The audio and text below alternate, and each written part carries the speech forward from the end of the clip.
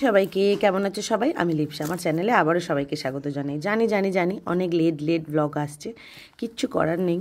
বাচ্চা দুটোকে নিয়ে একদম পেরে উঠছি না। এটা হচ্ছে কার্তিক পুজোর আগের দিন সন্ধ্যাবেলা।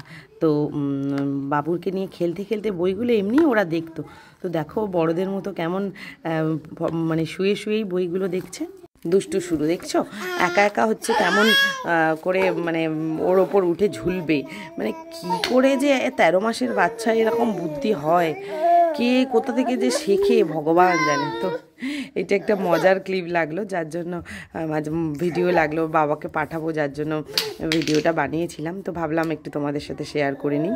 তো আমার কার্তিক ঠাকুর দিয়েছিল আমার বিয়ের 1 বছর পরেই। তো সেটা পুজো করা হয়নি, 1 বছর পুজো করেছি কিন্তু আর পুজো করা হয়নি।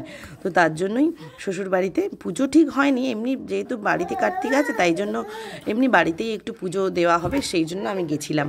তো 3টে সাড়ে 3টে বাজলেই ওর মামি চলে আসে, আর আমার একটা বোন আছে, ও চলে আসে। আমার মা সবাই মিলে নিয়ে যায় বাচ্চাগুলোকে বাইরে, বিকেলবেলা একটু বাইরেটা ঘোরাতে। তো দুজনে নিয়ে চলে গেছিলো। তারপরে মনে হলো যে না, ওদেরও নিয়ে যাই। তো তারপরে ধীরে ওদের দুজনকে রেডি করে আমার ওই বোনটাকেও নিয়ে গেছিলাম, আমার বোনও ছিল। তো সবাই মিলে চলে গেলাম শ্বশুর বাড়ির উদ্দেশ্যে কালী পুজোর জন্য। তো এই ভ্যান, আমার শ্বশুরমশাই ভ্যান পাঠিয়ে দিয়েছিল পাড়ায়, আমাদের বাপের বাড়ির পাড়ায়। তো তারপর ভ্যানে করে সবাই মিলে চলে গেলাম। আর গিয়ে দেখছি মানে অনেক কাজকর্ম ছিল, ওই জন্য বোনকেও নিয়ে গেছিলাম। কিন্তু তারপর গিয়ে দেখছিলাম শাশুড়ি মা অলরেডি মানে পাশের বাড়ির আমার জাদের ডেকে শুরু করে দিয়েছে যে ও দুটো বাচ্চা নিয়ে এসে একা করতে দেরি হবে, যার জন্য শুরু করে দিয়েছিল। তো আমাদের একটু যেতে দেরিই হয়েছিল। আবার দোকানে, শ্বশুরমশাইয়ের দোকানে এসে নানা রকম জিনিস নিয়ে যেতে বাকি ছিল, ডাব মিষ্টি এগুলোও নিয়ে আমাদের সঙ্গে ভ্যানে পাঠিয়ে দিয়েছিল। তো সেগুলোই তোমাদের দেখাচ্ছিলাম যে ওটা আমার শ্বশুরমশাইয়ের দোকান।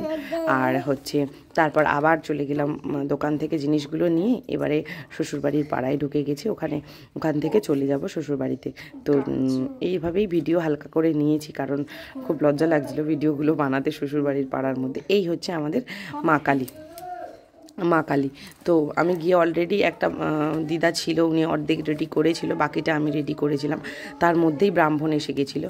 তো কিছু লুচি টুচি ভাজার ছিল, সেগুলো নিয়ে ভেজে টেজে সবাই মিলে নিয়ে রেডি করে পুজো করতে বসলাম। আমার জায়ের একটু অসুবিধার জন্য ও আসতে পারেনি, আর শাশুড়ি মা তো বিছানা থেকে উঠতে পারে না, যার জন্য উনি পুজোতেও আসতে পারেনি। ওপরটায় আমাদের ছাদের চিলেকোঠার, ওই যে চিলেকোঠা নয়, ছাদেই আমাদের মন্দির আছে। তো পুরো মন্দিরে তারপরে পুরো ঠাকুরের জন্য রেডি করলাম। তার আগেই ব্রাহ্মণ চলে এসেছে, তো আমি লাস্টে কিছু রেডি করা বাকি ছিল, তো সেটাই করে নিচ্ছিলাম। আর আমাদের মা কালীর মানে পুজো প্রত্যেক বছর জানুয়ারি মাসে হয়, খুব ফেমাস, মানে খুব জাঁকজমক করে হয়। এবছর অবশ্যই ব্লগ বানানোর চেষ্টা করব। আর হচ্ছে হরিনাম হয়, অনেক মজা হয়, লোকজন আসে। তো চেষ্টা করব ব্লগ বানানোর জন্য, যেহেতু দুটো বেবি তো সম্ভব হয় না। তো তোমরা পাশে থেকো, অবশ্যই আমার চ্যানেলটাকে সাবস্ক্রাইব করো, কমেন্ট শেয়ার অবশ্যই করো, আর সাবস্ক্রাইব করে নিও। মানে জানিও ভিডিওগুলো তোমাদের কেমন লাগে। এই যে আমার ছোট্ট জ্যান্ত কার্তিক, ওকেও এরকম জিন্সের প্যান্ট, ওপরে একটা কুর্তা পরিয়ে রেডি করেছিলাম। তো হেঁটে লুচি, প্রসাদের লুচি, যেটা পুজো হওয়ার আগেই ও কেন লুচি খাচ্ছে বলো তো, আমি প্রসাদ সাজাতে একটা লুচি পড়ে গেছিলো, তো সেটাই ওকে দিয়েছিলাম, ওটা আমার জায়ের ছেলে। তো সবাই মিলে এরকম আনন্দ করে পুজোটা করলাম। পুজোও তাড়াতাড়ি হয়ে গেছিলো, যেহেতু সেরকমভাবে পুজো হয়নি, এমনি ঠাকুর যেহেতু আছে তো দুটো, যার জন্য একটু পুজো করা হয়েছিল। তো আমার ভিডিওগুলো কেমন লাগে অবশ্যই জানিও। এভাবে আমাদের পুজোও শেষ হলো, তারপরে আমরা বাড়িও চলে এলাম। তখনকার ক্লিপটা নিতে পারিনি। যাই হোক, থ্যাংক ইউ সবাইকে, ভালো থেকো সবাই আমার ব্লগ ভিডিওগুলো দেখতে।